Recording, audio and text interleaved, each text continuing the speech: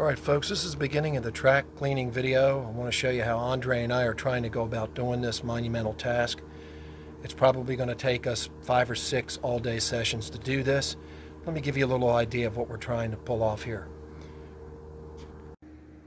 Here is a track plan of what this model railroad is.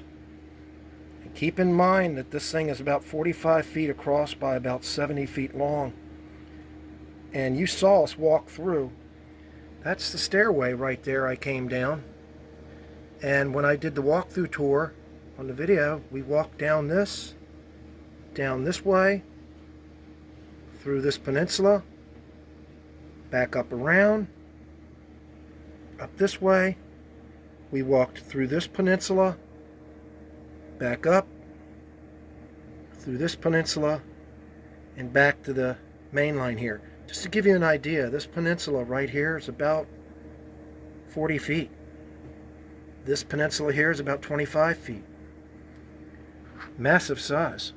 And my friend Andre's underneath the layout. Hey, say hi, Andre. Hey. He's under there with a light, and he's got the ungodly task of trying to get into the tunnels from underneath the layout, while I've got the unpleasant task on a step ladder here to kind of climb up and hang over. Let me give you an idea of what we're trying to do here. You can see all the track we just cleaned. So I'm up on a step ladder here, and we're using Bright Boys, and we're using alcohol and wipes, and the track is so dirty that we basically have to use the Bright Boys at this point. The track cleaning cars are great for maintenance, but if the track hasn't been cleaned in a really long period of time, you're going to have to use a more aggressive method, which is why we're using the Bright Boys. And in the tunnels, I'll work with my hand up through this way while Andre is underneath me working the opposite side of the tunnels. Here is a completed 3-foot section that we've just done. Keep in mind, we're going to have to move quite a few locomotives and quite a few cars out of the way so we can get underneath. What we're going to try and do first is clean all the exposed track and then go back and start moving the locomotives out of the way so we can clean the track that they are underneath. And you can see we're going to work out into the yard and continue down the left.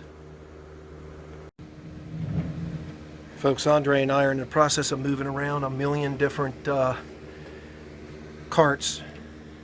He's got probably 40 carts full of locomotives and cars we got to get out of the way so we can get underneath the layout, so we can get to the track, so that we can clean the tunnels. The wiring underneath here is unbelievable. You got 30 miles of wire. You got 50, more than that. You probably got a million miles of wire. Oh. Let me turn on the flash. All right, here we go. Oh, it's caverns.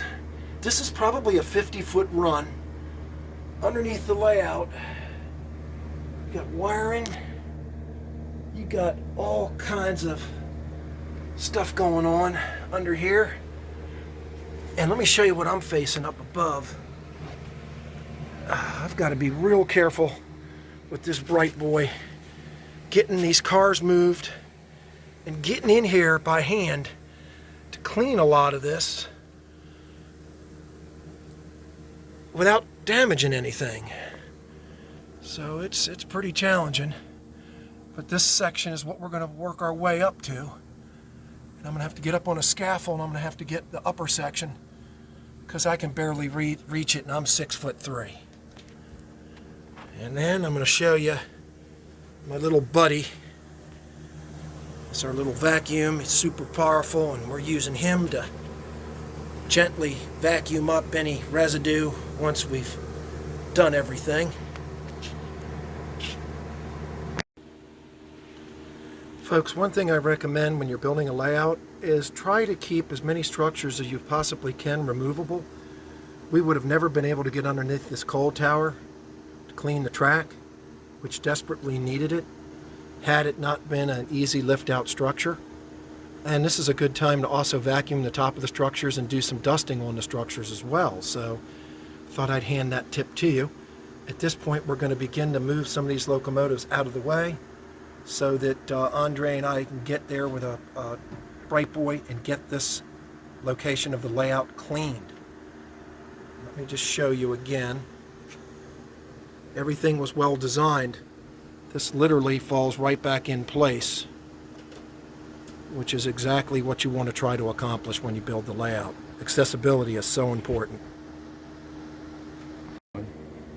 All right, folks, I'm going to show you some photos underneath the layout here that Andre has so incredibly cleaned into the bowels of underneath the layout. Thank God it's accessible. You need a special light on your head, like a cave, like like a caveman's light. You know, when you go exploring caves, you got that light on your head. And just take a look at that track. Again, we're not using track cleaning cars at this point because it's been years since this track has been cleaned and it's so dirty. The Bright Boys are very gentle and we're getting that scum off. Once all that scum is removed, it'll be a much easier process to maintain with some track cleaning cars from that point. Folks, this is why I call this place railroad heaven. I mean, come on, where else are you going to see hundreds of brass locomotives beautifully weathered laying on shelves that aren't even on the layout? I'm in front of a scene called Gilbert's Gulch right now. It is an insane scene. Absolutely gorgeous. One of hundreds of scenes on Howard Zane's layout. Of course, we're going to get to the track on this eventually to do the cleaning. I've been coming down here since 1977 as a teenager. I'm 62 years old. Every single time I come down here, I see something I never saw before. That's how incredible this is. Folks, I'm going to show you one of the scariest tables we've got to move down here. This is, every single one of these is brass locomotives. It runs on this layout, every single one of them. And there's probably countless brass locomotives that we're going to have to get off this table, that we're going to have to move so that we can access underneath the layout, so that we can get to the track. I mean, this is just absolutely insane. Here's an EM1. Looks like a Challenger Imports EM1. Every one of these locomotives down here is custom painted, DCC with sound. It goes on and on and on. Hey folks, Andre and I have run into a major snag here. It's a three-track main line on the layout, and you can see how it's taken a left-hand curve, and it doesn't look that far away, but let me try and zoom in on it. This track way back here, that's about 20 feet from the reach of my arms where I'm standing. And we've almost fallen through the layout trying to, on stepping ladders, to try and get back there. Right now, trying to, let's see, what are you doing there, Andre? You're going to have a bright boy on a stick here. Let's see it. Let's see. Andre's got this.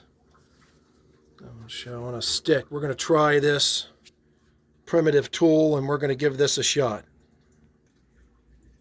Folks, one reason I enjoy doing this so much is just take a look at this scene after scene of spectacular beauty. I mean, just take a minute and just take this in. You've got 3 bridges here and just look at this Envirotex water. On one of Alan Keller's videos of Howard Zane's layout, Howard explains how to do these waterways with the Envirotex. And we'll talk about it perhaps on a later episode. Guess what, folks? We figured out a way to get up here. Andre's on the opposite side. And again, we're going to run a track cleaning car through here, but we want to get the majority of this stuff off. Folks, we're finally finishing up for today's session of cleaning the track. We're both exhausted. Andre and I are pretty wiped. Let me show you what we did on this map of the layout. Let me go over here. Andre, why don't you lift it up here?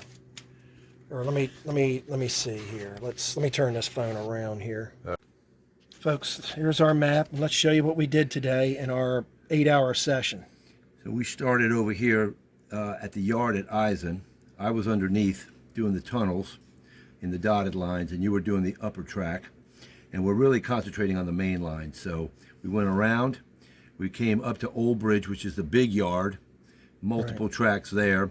We went around, I call it the peninsula, but he calls it Albright. We came around here, the big bridge is there. Right. There was a couple of tunnels here, and we came around here, and we ended up here at Talbot Springs, and we stopped right here. And that's where the diesel facility is. That's the diesel facility. And then I went underneath and did the tunnel right here, and went all the way underneath here and caught it at the end of Talbot Springs. We have all of this to do, so I'm going to say that we did 25% maybe. Yeah. 30%. That pointer here, let me just, because folks, we still have to do this entire section here, and that's about a 50 foot, God, that's probably about 30 by 50 feet. I think it's 60 feet from here to here. Yeah, it's massive. We got to do all this, and we got to come 50 feet around from here to here. Yep, we still need to do this section in here, I believe.